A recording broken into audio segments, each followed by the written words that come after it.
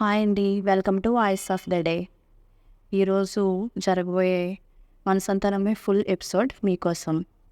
Sindhu food తీసుకొని బస్తీలోకి వెళ్తుంది. సింధుని follow అవుతూ యష్ని ఫాలో అవుతూ దమయంతి బోర్కాలో వెళ్తూ ఉంటారు. ఇది సింధుని యష్ ఫాలో అవ్వడం సింధు గమనిస్తుంది. ఏంటి యష్ నన్ను ఫాలో అవుతున్నాడు అని అనుకొని ఫాస్ట్గా నడుస్తూ ఉంటుంది. యష్ని చూసి సింధు దాక్కుంటుంది కొద్ది దూరం వెళ్ళిన తర్వాత. ఇంతలో యష్ని డాక్టర్స్ కోసం వెతుకుతున్న వాళ్ళు చూసి వెంబడిస్తారు. ఇంతలో సింధు వాళ్ళు యష్ని ఫాలో అవ్వడం చూసి అచ్చు కలలో జరిగినట్టే జరుగుతుందేంటి, యష్కి ఎటువంటి ప్రాణహాని జరగకూడదు అనుకుంటూ వాళ్ళ వెనక వెళుతూ ఉంటుంది. యష్ వేరే దారిలో వెళ్ళిపోవడంతో డాక్టర్ కోసం వెతుకుతున్న వాళ్ళకి కనిపించడు.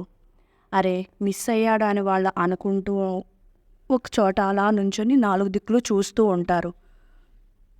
సింధు యష్ కనిపించకపోవడంతో కారులో ఇంటికి తిరిగి వెళ్ళిపోతాడు యష్.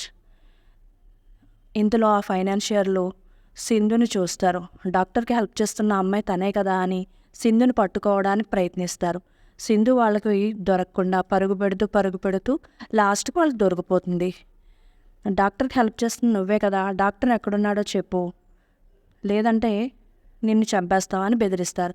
లేదు, ఆ డాక్టర్ వాళ్ళు నాకెవరో తెలీదు, నన్ను విడిచిపెట్టండి అని అరుస్తుంది సింధు.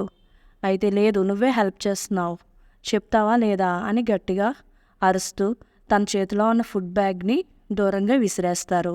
అయితే ఆ ఫుడ్ బ్యాగ్ అక్కడ క్లీన్ అండ్ గ్రీన్ ప్రోగ్రామ్ చేస్తున్న కొంతమంది చిన్నపిల్లలు ఉంటారు, వాళ్ళ దగ్గర పడుతుంది. అందులో రిషి కూడా ఉంటాడు. రిషి ఆ అంకుల్ బ్యాగ్ని ఇలా విసరకూడదు అని చెప్తాడు. ఇంతలో సింధుని చూస్తాడు.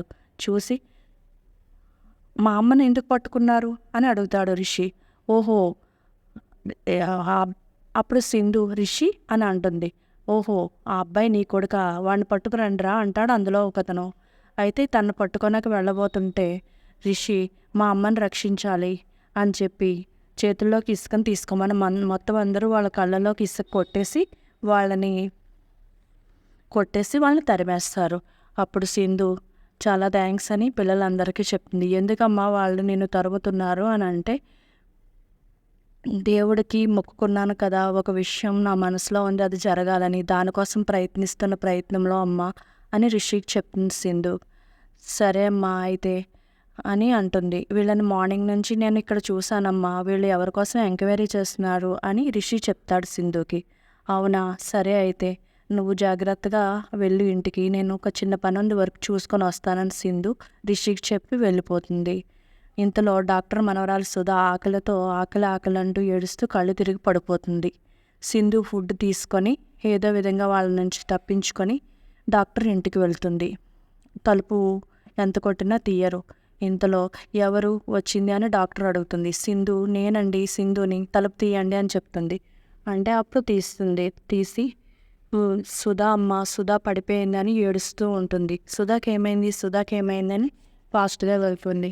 అప్పుడు సుధాకు వాటర్ పట్టి ఫుడ్ పెడితే అప్పుడు సుధా లేచి, ఆంటీ మీరు రాకపోయి అంటే నేను చనిపోయి ఉండేదాన్ని, నేను చనిపోతే మా నాయనమ్మ మా తాతయ్య ఏమైపోయేవారని ఏడుస్తుంది.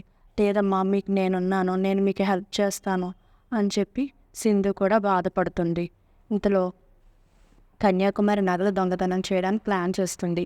ఈ సమయంలో ఇంట్లో ఎవరూ లేరు అని, ఇదే మంచి సమయమని కీ తీసుకొని యష్ గదిలోకి వెళ్ళి కబోర్డ్ ఓపెన్ చేసి నగలన్నీ తన చీర పొంగులో వేసుకుంటుంది. ఇంతలో యష్ రావడంతో గదిలో తలుపు చాటును దాక్కుంటుంది. యష్ కాసేపు కూర్చొని ఏదో ఒక ఫైల్ తీసుకొని వెళ్ళిపోతాడు. కన్యాకుమారిని చూడడు. అమ్మయ్య, యష్ చూడలేదు, ఈ నగలతో యష్ కనిపించి ఉంటే కనుక నన్ను చంపేసి ఉండేవాడు అని చెప్పి వెళ్ళిపోతుంది. డాక్టర్ని ఇంత ఆకలితో ఉన్నప్పుడు నాకు కాల్ చేయొచ్చు కదా అని సింధు అంటుంది. దానికి డాక్టర్ ఫోన్ ఆయన పగలగొట్టేశాడమ్మా, అందుకోసం నీకు కాల్ చేయడం అవ్వలేదు అంటే ఎందుకు పగలగొట్టారు అని సింధు అడుగుతుంది. దమయంతి మాకు కాల్ చేసి మీకు హెల్ప్ చేసి సింధునే కదా అని పదే గుచ్చి అడుగుతుందమ్మా. ఆ ఎమోషన్లో నీ పేరు కనుక నేను దమయంతికి చెప్పేస్తానేమో అని ఆయన ఫోన్ పగలగొట్టేశారమ్మా అని అంటుంది. అసలు దమయంతికి మీకు ఏంటి సంబంధం అని సింధు అడుగుతుంది. డాక్టర్ నిజం చెప్పబోతుండగా భర్త అడ్డుకొని అదొక చిన్న గొడవమ్మ, తర్వాత చెప్తానే అంటుంది. సరే మీ ఇష్టం అని సింధు చెప్తుంది. మీరు ఇక్కడ ఉండడం మంచిది కాదు, మీకు కావాల్సిన ఫుడ్ వాటర్ అన్నీ సమకూరుస్తాను నేను, మీకు మంచి సేఫ్ ప్లేస్లో మిమ్మల్ని పెడతాను అని చెప్తుంది. అంటే మా దమయంతిని చిన్న అంచనా వేయకూడదమ్మా, తను మా కోసం చాలా గట్టిగా వెతుకుతుంది అని చెప్తుంది. దమయంతి కూడా కనిపించిన ప్లేస్లో మిమ్మల్ని పెడతాను, దమయంతి కూడా కనిపెట్టలేదు, కంగారు పడకండి అని చెప్తుంది. నీ రుణం మేము ఎలా తీర్చుకోమమ్మా, మాకు ఇంతగా హెల్ప్ చేస్తున్నావు అని డాక్టర్ కన్నీళ్ళు పెట్టుకుంటుంది. అప్పుడు సింధు అంటుంది, నాకు ఒక హెల్ప్ చేయండి చాలు అని అంటుంది. అప్పుడు డాక్టర్ భర్త అంటాడు, తప్పకుండా నీకు హెల్ప్ చేస్తామమ్మా, నువ్వు మా నుంచి ఏది ఆశిస్తున్నావో అది తప్పకుండా సమయం వచ్చినప్పుడు చేస్తాం అని మాట ఇస్తాడు. సరే అండి అని అంటుంది. అని మిమ్మల్ని మీరు మొత్తం అన్నీ సర్దుకోండి, మనం వేరే ప్లేస్కి వెళ్దాం అని చెప్పి అంబులెన్స్లో సుధాని పేషెంట్గా, సింధు నర్సు డాక్టర్గా వాళ్ళని అంబులెన్స్లో పెడుతుంది. అయితే ఈ ఫైనాన్షియల్ బస్తీ చివరిలోని కాచుకొని వచ్చే బైక్స్ని, వచ్చే ఆటోస్ని, కార్స్ని అన్నిటిని చెక్ చేస్తూ ఉంటారు. అయితే అంబులెన్స్లో డాక్టర్ చూసి వాళ్ళు మన కోసం వెతుకుతున్నారు, అక్కడ ఉన్నారమ్మా, భయం వేస్తుంది సింధు అంటే, సింధు అంటుంది, మీరేం భయపడకండి, ఏదైనా సరే నేనే చూసుకుంటానని అంటుంది. వీళ్ళందరూ మాస్కులు పెట్టుకుని ఉండడంతో వాళ్ళు కనిపెట్టలేకపోతారు. అంబులెన్స్ని ఆపుతారు. అప్పుడు సింధు అంటుంది, లోపల పేషెంట్ ఉన్నది, మీరు ఇలా ఆపితే పేషెంట్కి ఏదన్నా అయితే మీ మీద పోలీస్ కంప్లైంట్ ఇస్తాను అని గట్టిగా అంటుంది. సరే అమ్మా, సారీ అమ్మా అని చెప్పేసి విడిచిపెట్టేస్తారు. వాళ్ళని తీసుకొచ్చి ఒక సేఫ్ ప్లేస్లో పెడుతుంది. ఇక్కడ నుంచి మీరు ఉండబోయే ఇల్లు ఇదే, మీకు కావాల్సినవన్నీ నేను ఇస్తాను, మీరు జాగ్రత్తగా ఉండండి, మీరు చేయాల్సిందల్లా ఇక్కడ నుంచి అసలు బయటికి రావద్దు అని సింధు వాళ్ళకి చెప్తుంది. అయితే ఎలాగైనా కనిపెట్టేస్తారమ్మా, ఎలాగమ్మా ఇక్కడ ఉండడం అని అంటే, ఇది కనిపెట్టలేదు, దమయంతి ఇంట్లోనే మిమ్మల్ని పెడుతున్నాను, దమయంతి కూడా కనిపెట్టలేదు, అవుట్ హౌస్ దమయంతి వాళ్ళది, ఇది అన్ని చోట్ల వెతుకుతుంది కానీ దమయంతి వాళ్ళ అవుట్ హౌస్లోనే మీరు ఉన్నారని కనిపెట్టలేదు కదా అని సింధు చెప్తుంది. చెప్పి తను బయటకు వచ్చేస్తుంది. ఇంతలో దమయంతి ఇంటికి వచ్చి కారు దగ్గర నుంచొని ఆలోచిస్తూ ఉంటుంది, ఎలా మిస్ అయ్యారు ఏంటి అని ఆలోచిస్తూ ఉంటుంది. ఇంతలో అయితే ఈరోజు ఎపిసోడ్, నెక్స్ట్ ఎపిసోడ్ ఏంటంటే, ఈ నగలన్నీ తీసుకుని వెళ్ళిపోయింది కదా కన్యాకుమారి, ఆ నగలన్నీ ఒంటికి పెట్టుకుంటుండగా ఒక గాజు దొర్లుకుంటూ సింధు కాళ్ళ దగ్గరకు వస్తుంది. సింధు దమయంతి ఒకరి వెనకాల ఒకరు ఇంట్లోకి వస్తూ ఉంటారనమాట. అప్పుడు సింధు కాళ్ళకి ఈ గాజు తగులుకుంటుంది. ఇది ఆ గాజు నాది, నాకు ఇచ్చే అని కన్యాకుమారి సింధుని అడుగుతుంది.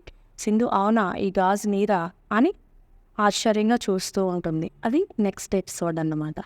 Okay, thank you. ఎవరైనా సబ్స్క్రైబ్ చేసుకోకపోతే మన ఛానల్ని సబ్స్క్రైబ్ చేసుకోండి. డైలీ ఫాలో అవ్వండి, డైలీ అప్డేట్స్ ఇస్తాను. Thank you.